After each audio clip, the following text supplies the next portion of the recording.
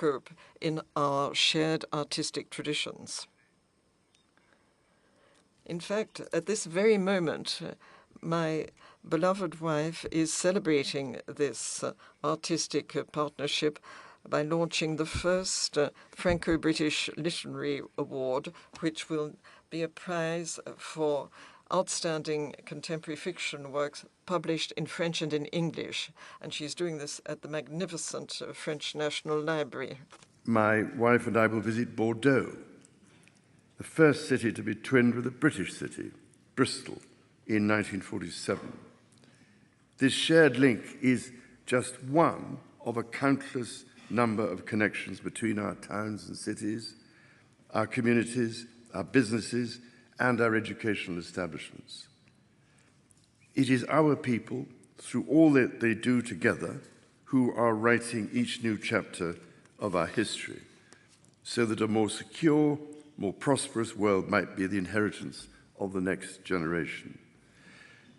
Our young people must, therefore, be at the heart of our shared endeavors. Ce matin, je me réjouis. This morning, I'm pleased to see young people from the 19th arrondissement in Paris and Saint-Denis who have received support for starting professional work, and this is done through initiatives with clubs and different organizations. When we support our young people, we are investing in our future, and there will be many and many a return on this investment. President, Madam Speaker, senators, members of the lower house. Just under 120 years ago, my great-great-grandfather, King Edward VII, gave a commitment on behalf of the United Kingdom for the Entente Cordiale, the links between our two countries.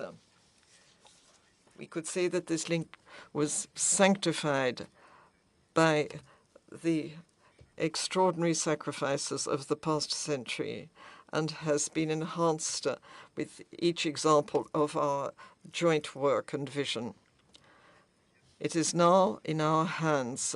It has been passed on with great pride from father to daughter, from mother to son, as it has been through the different generations of my own family.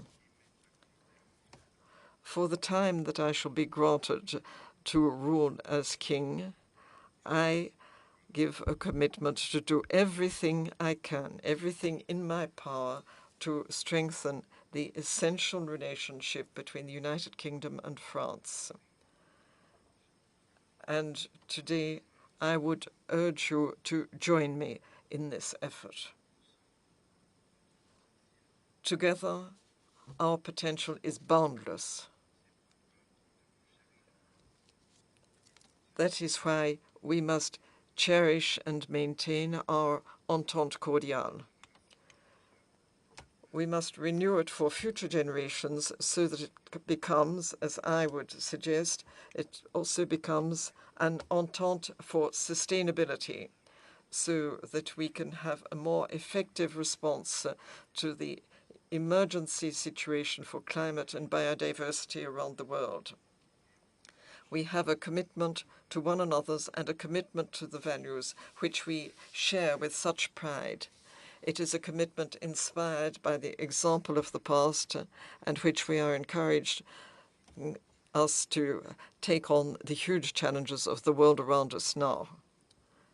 As neighbors, as friends, as partners, and as allies, there is no challenge that we cannot take on, as we have taken on challenges so often in the past. Let us move ahead with hope and courage, and let us do it together. Thank you.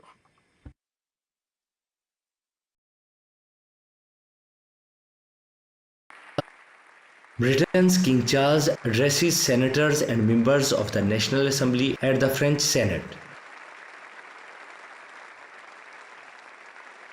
After that, King Charles and Queen Camilla meet young people from Paris suburbs of Saint-Denis to talk about sports at the Rugby Village as French hosts the Rugby World Cup.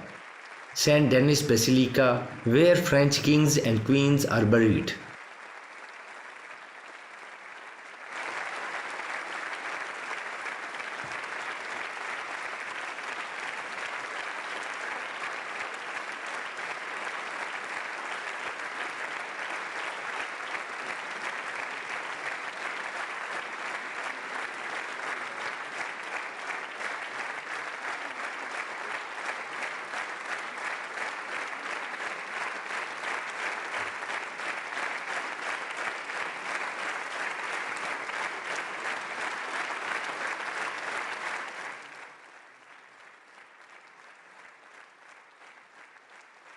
After the tour of Flower Market, King Charles and French President Emmanuel Macron will visit the site of reconstruction work for the fire-ravaged Notre Dame Cathedral before they make a speech on protecting biodiversity.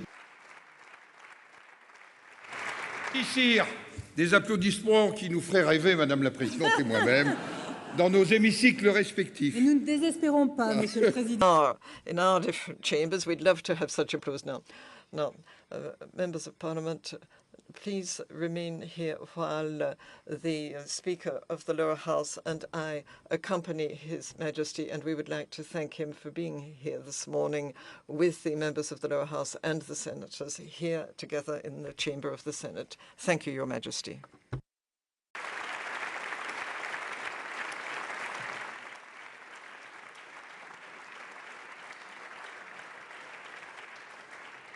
Charles and Camilla will then head to the southwestern city of Bordeaux on Friday, where excursions will include a visit to an organic vineyard.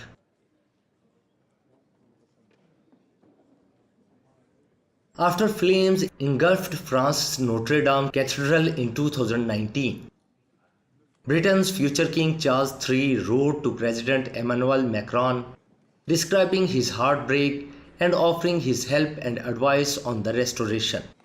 Now, more than 4 years on, the monarch toured France on a royal visit and inspect the site of the inferno that stirred memories of the blaze that swept through his own family's home of Windsor Castle in 1992.